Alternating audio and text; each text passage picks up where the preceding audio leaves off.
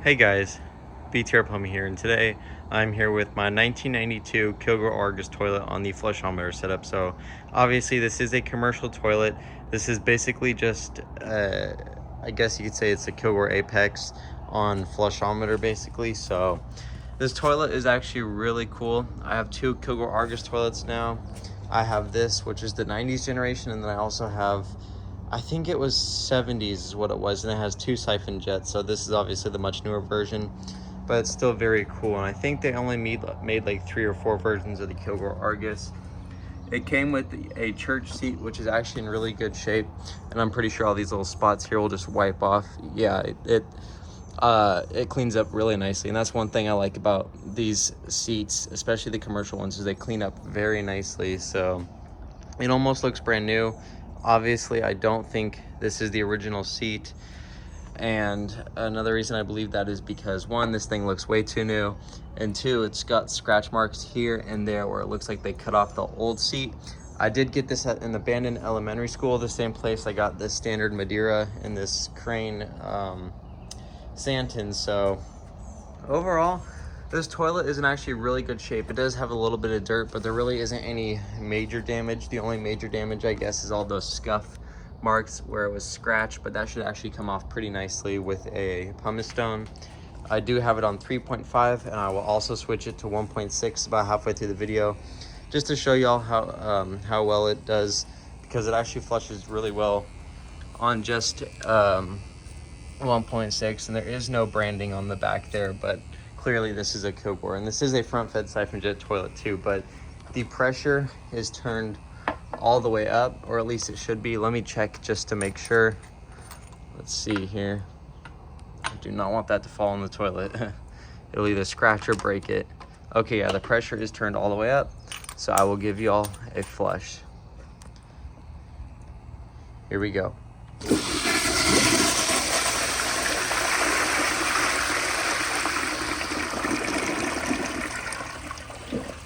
This toilet has an extremely nice flush, especially on full power.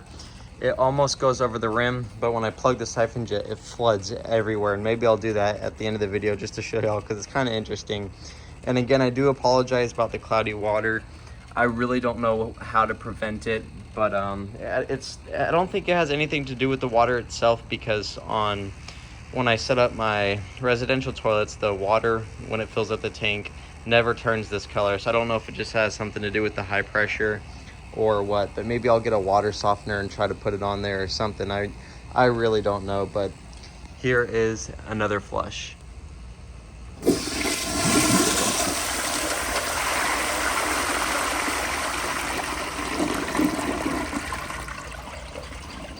So now I'm gonna turn down the pressure quite a bit and see if I can get it to flush more like it's on a tank.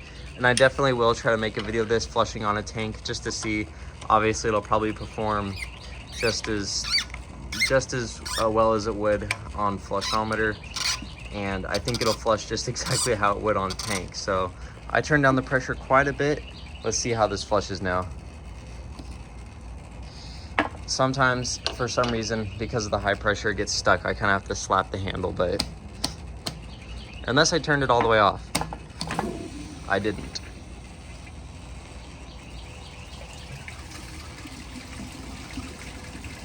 So it appears I have turned down the pressure way too much. I'm gonna turn it up a little bit more, and I'll give it another flush, and hopefully it'll flush like as if it were on a tank. Here we go.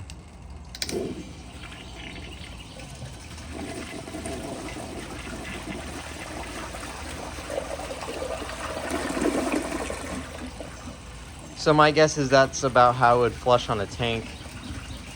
Is it gonna do a double flush?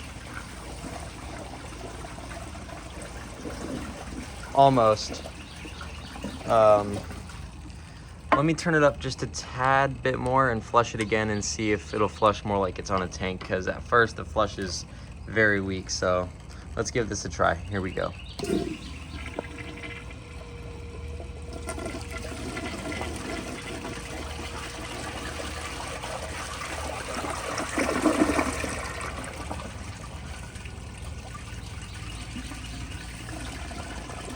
I think the reason it wants to do a double flush is because, again, it's on 3.5, so when the flush is really short like that, it takes longer, I guess, for the toilet to flush because there's not all the power behind it pushing 3.5 gallons of water through it. So I'm pretty sure that's why it's doing that. But let me turn it up, not all the way, just a little bit more. I'll do another flush and I'll switch it out for the 1.6. And I will actually, instead of cutting the video and switching it out, I'll show you how I do it because it's actually pretty simple. But here's another flush with the pressure turned up higher.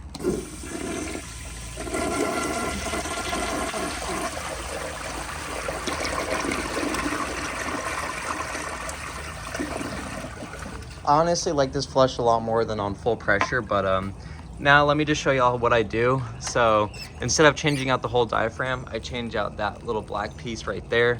So, and another way to make this easier, I just flush it and then turn it off as it's flushing so it relieves the pressure.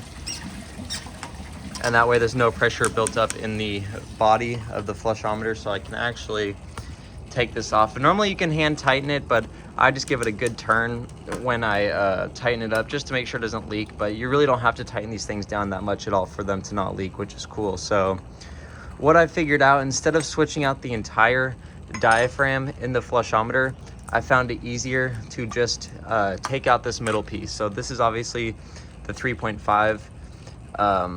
Let's see if I can get this thing out of here. It's kind of difficult when you're only using one hand here, but so yeah, I just take this thing out here. Let me go ahead and set that down. And then this right here is the 1.6. I don't know if it really helps much, but I always just dip it in the water so it's all wet, and hopefully it shuts off so it doesn't continuously flush, because sometimes that happens. But once I got that piece switched out, just tighten this back up by hand the best I can get it, and then with the tool I just give it kind of like a very easy turn, just like that. So now it should not leak when I turn the pressure on, or turn the water back on, excuse me. So I'm gonna go ahead and turn it on. It should start to flush and then it should stop. And when you hear that hiss, that's how you know it's shutting off. So now I'm gonna go ahead and turn the pressure all the way up, and I'll give y'all some flushes on 1.6. And again, this toilet actually flushes really well on 1.6. So if it were to be installed, you could definitely use this toilet on 1.6, and I don't think there'd be any issues. But here's another flush.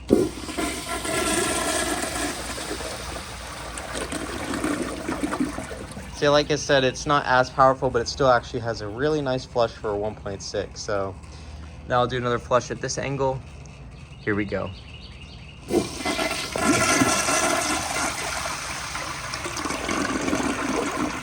And just for fun, I'm gonna go ahead and plug the siphon jet and flush it a few times just to show y'all how powerful it sprays out of the bowl. So yeah, it sprays out quite a bit. Let's see if it'll siphon. It may. And it did. So yeah, overall, I definitely really like this toilet. There will be a lot more flushometer videos coming out because y'all really like those. So yeah, really hope y'all enjoyed this video. If you did, please like, subscribe, leave y'all's comments down below. And as always, I will see y'all in the next video. Bye.